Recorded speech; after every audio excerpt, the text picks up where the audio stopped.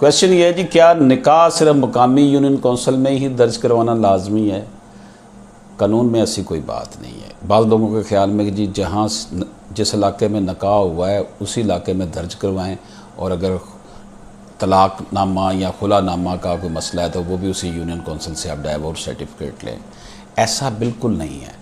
आपका निकाह अगर गुजरांवाला में हुआ है तो आप उसका मैरिज सर्टिफिकेट रावलपिंडी की भी जो है ना वो किसी भी यूनियन कौंसिल से ले सकते हैं अपना निकाहनामा दिखाने के बाद। इसी तरह डाइवोर्स के हवाले से है।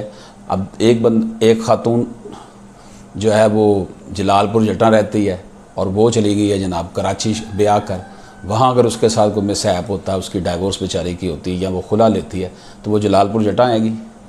वो वहाँ पर अगर रह रही है अपने बच्चों के साथ या कहीं और वो शिफ्ट हो गई है तो वो कराची की यूनियन कौंसिल में जहाँ भी चाहेगी वो वहाँ से तलाक मुअस्सरी का सर्टिफिकेट ले सकती है।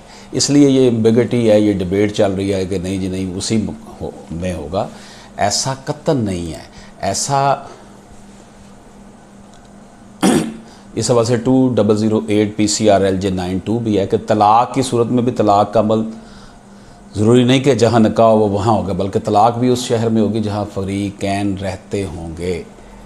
अब तलाक किस शहर में होगी जहाँ फ़रीक़ैन रहते होंगे? मेरी बात सुनिए। एक खातून सिंगापुर बैठी हुई है, निकाह उसका पाकिस्तान में हुआ था, उसने वहाँ से पावर ऑफ अटॉर्नी के ज़रिए किसी को पेश करवा के लाहौर, पाकिस्तान में लाहौर में जहाँ भी वो केस कर दिया, तो वो उसको जो डाइवोर्स सर्टिफिकेट मिलेगा वो पाकिस्तान का मिल जाएगा।